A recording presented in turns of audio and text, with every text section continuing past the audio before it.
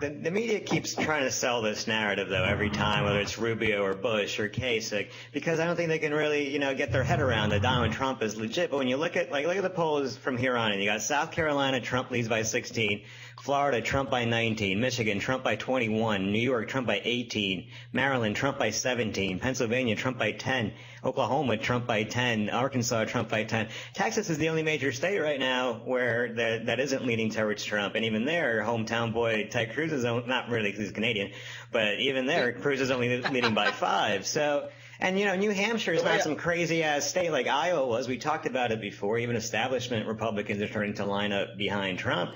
Eric, where in the foreseeable future is Trump going to lose?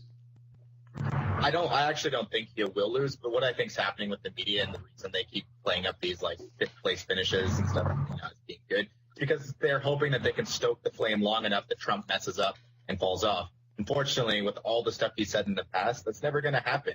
If he was going to fall off, it would have been when he called Mexicans rapists or, attacked other ethnicities for different things. And people this time are very interested in his aggressive storyline.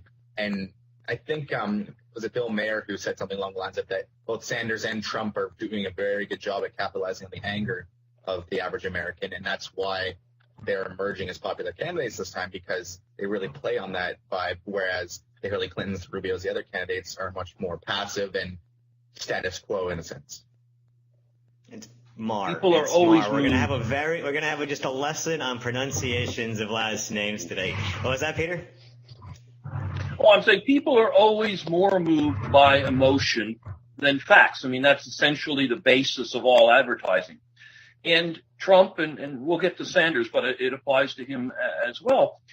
He has really, really tapped into all of the emotion that's out there. Barack Obama in 2008 was another perfect example. The idea that people could chant, "Yes, we can," and talk about change like that really touched folks at a very deep level. And I think Trump, perhaps unconsciously, is doing something of the same. Cruz just cannot seem to kind of get himself excited enough to do that. And the other candidates, of course, are just unable to get past their sort of technocratic stuff. We saw what happens when Rubio tries to go and show some real spunk. It just doesn't happen. So in a way, I mean, the talk about, well, who's number 2 and who's number 3 is, I think, pretty much has been pointed out. It's largely just something to fill the time while we watch Trump march forward.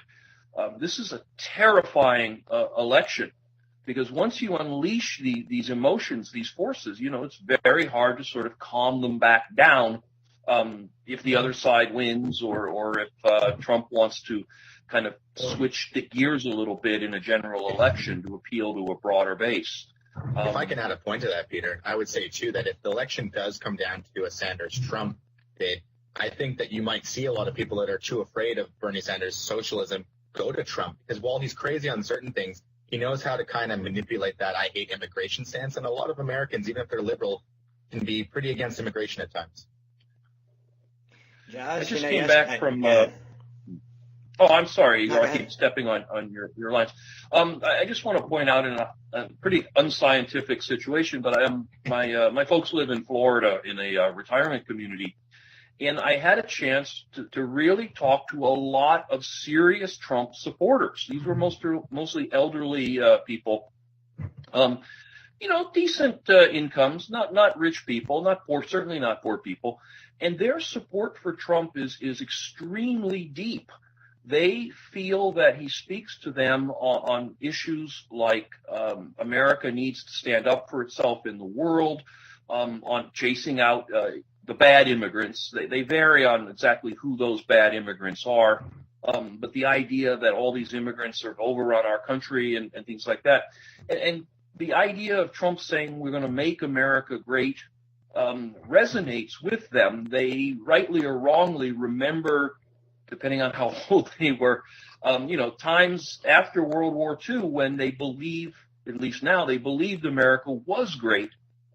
And that Trump is really tapping into that. These were articulate people. They weren't the open carry, racist, crazy folks that you sometimes see on TV lined up for media interviews. And one advantage that he has, I think, compared to some of the past presidents, like a lot of people see Obama as weak on foreign policy. I disagree. I think he's done what he's had to do. But when it comes to Trump, he lays out these kind of statements that people don't really fact check. And when they do, he's very good at just being like, oh, whatever, I'll still do it that way. He knows how to shut people up and keep the narrative on his level. I thought one of the more interesting things last night was the exit polls, and not only did they show, what Peter was talking about, but you're talking 2/3 of the Republican primary in voters in New Hampshire will agree with Trump that we should temporarily ban all the Muslims. Almost half of them agree with Trump that we should deport all the illegal immigrants. Josh, yesterday the number 2 through 4 candidates had as much votes combined as Donald Trump did. Are we just lying to ourselves? Isn't this the Donald Trump election? I mean, I think it is, and but I do want to sort of reframe the way the story was been told by my esteemed colleagues on the podcast, because you're right that none of us expected Trump to win, but I think that it wasn't because it's some kind of politics misunderstanding. I think it's because Trump is a buffoon. And we thought better of the American people than that. And, lesson learned. But I think that's sort of what no one could actually believe that people in this day and age would fall for what Trump is. Because it's not exactly, it's brand new, but it's not mysterious. He's a boorish celebrity, an overblown celebrity with an overblown personality who is practicing the lowest politics, xenophobia, insult, saying the country sucks, and calling his opponents pussies, stuff like that. That I think that all of us who said that Trump wouldn't win just thought people were better than that, and we weren't. So the future. No fucking shit, man.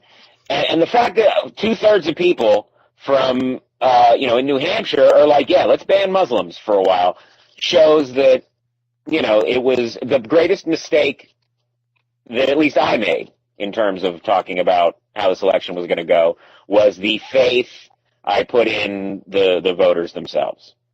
And I think that's sort of what is pushing onward this hope for an establishment guy, because, Jeb Bush is a prick. I mean, politically speaking, like I think he executed more people than George Bush. I don't know. He insinuated himself in the Terry Schiavo case. His conservative prickishness should be an unassailable sort of reputation.